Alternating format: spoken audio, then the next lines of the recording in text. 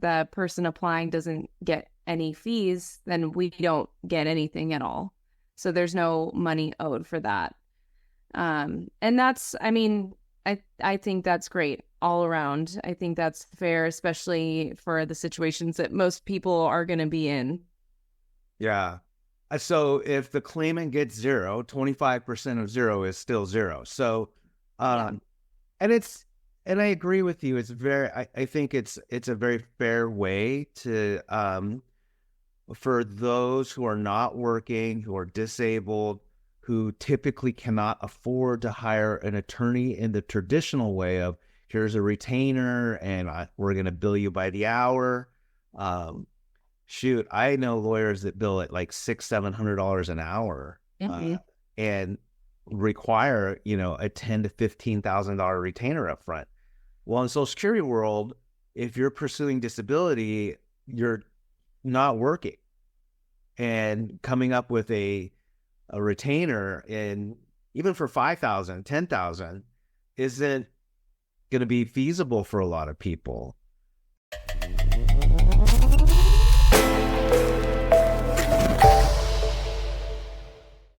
Welcome to the Evans Disability Podcast. We hope to be your definitive guide through the Social Security Administration landscape.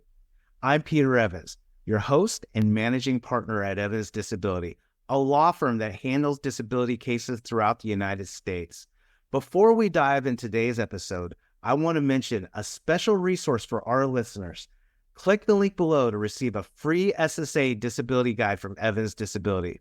This guide is packed with details on SSA disability programs, expert tips for winning your case, and sample questions from actual disability hearings. Join me as I sit down with special guests, including experienced lawyers, our extremely well-trained staff, and even a former Social Security law judge. If you find our content useful, please hit the like button and don't forget to subscribe to stay updated on our latest discussions. I hope you enjoyed today's episode. Good morning. Good morning. How are you, Ivy? I'm great. How are you, Pete? I'm good. I'm excited for this conversation. I feel like it's been a while since you and I have gotten to do a podcast together. Yeah, it has.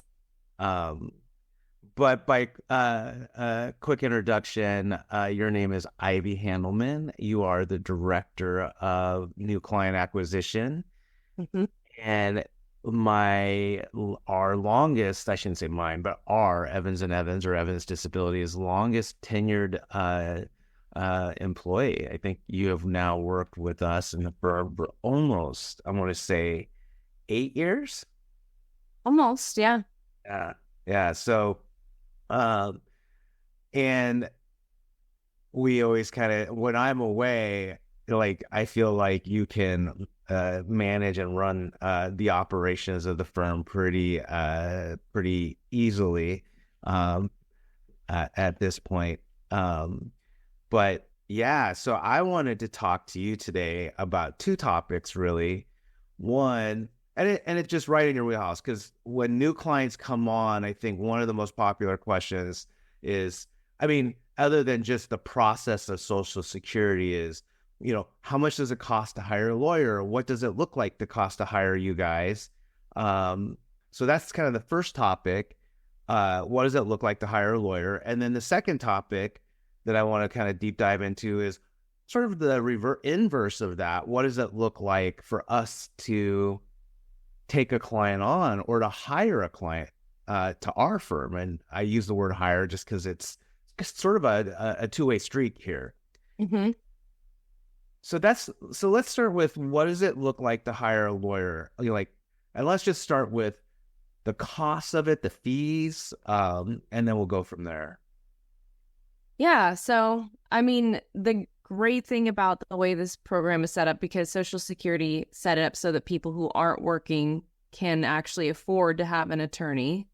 Right. So they put a rule in place so that all attorneys have to be paid on a contingency fee. So you don't have to pay out of pocket or hourly for phone calls and things like that.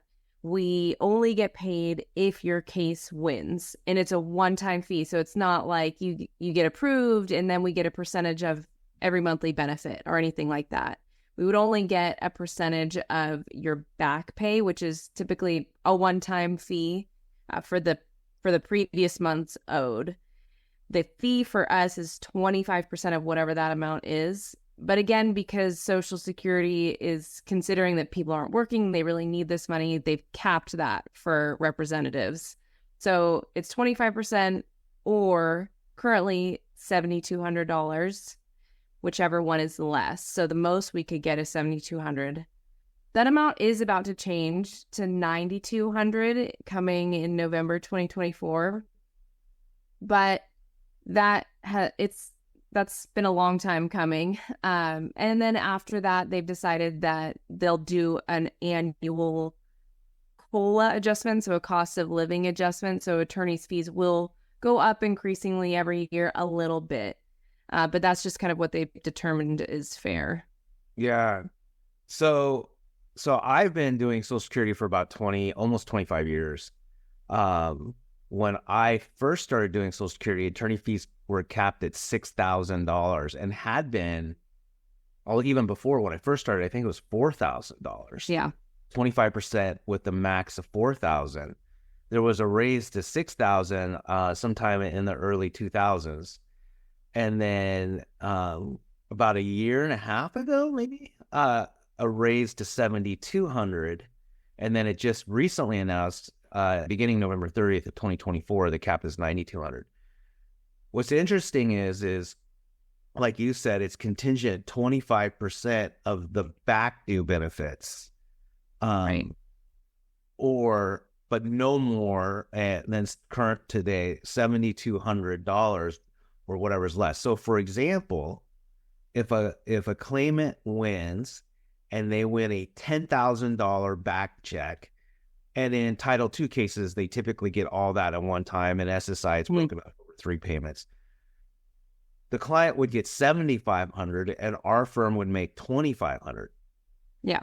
But if the client wins, and we see this often too, because these cases can drag on for so long, between $50,000 and I've seen as high as $300,000 back checks, $400,000 back checks, our attorney fee, as we sit today, would be $7,200 on a $100,000 back check. And yeah. So if we're at, and a lot of clients will say, wow, $9,200, but if we're at $9,200, come next year or into this year, that means the client likely got $30,000 themselves. Right. So it's just sort of all ships rise when it comes to the fees. What happens if we don't win? Just for those who don't have a lawyer, who haven't hired a lawyer in this. So that's the whole contingency thing. If we don't win the case and the person applying doesn't get any fees, then we don't get anything at all. So there's no money owed for that. And that's, I think that's great all around. I think that's fair, especially for the situations that most people are going to be in. Yeah. So if the claimant gets 0, 25% of 0 is still 0. So, and I agree with you. It's I think it's a very fair way to, for those who are not working, who are disabled, who typically cannot afford to hire an attorney in the traditional way of, here's a retainer and we're going to bill you by the hour. Shoot, I know lawyers that bill at like $600-$700 an hour, and require, a $10,000 to $15,000 retainer up front. Well, in Social Security world, if you're pursuing disability, you're not working, and coming up with a retainer, and even for $5,000, $10,000, isn't going to be feasible for a lot of people. And sometimes, and it's why we don't, typically track our bill by the hours, or you don't get a monthly billing statement from our firm to clients, because, we're doing it on contingent work, meaning you're not going to get charged if we don't win, or if you don't win your case. Who pays that bill at the end? Does the bill come when the client gets the money or gets this awarded back pay, who sends the lawyer their check? Is the client responsible for that, or how does that work? That's a good question. And of course, there's the answer of like, this is how it should happen. And then sometimes it doesn't always happen that way. But what should happen is that Social Security will calculate and deduct the attorney fee from the back pay check. They'll give that back pay check to the claimant, and then they'll give us our attorney fee directly.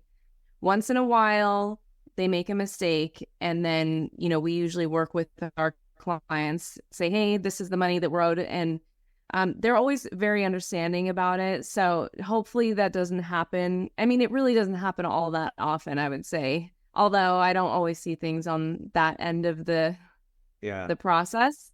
But yeah, Social Security should do all that work for you, so you really shouldn't have to think about it. And if it doesn't happen, then we think about it for you.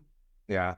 99% of the time, Social Security pays us directly, pays the law firm and the lawyers directly. 99. And to your point, the 1% of the time it doesn't happen, we'll get a letter from Social Security. Oh, we're sorry, we accidentally released your money to the client. Mm-hmm. Please go try to collect. We'll usually call the client and say, hey, look, they accidentally released our money to you. Can you please just send us a check or cashier's check or money order, whatever? And generally speaking, the clients are more than happy to kind of pay us directly.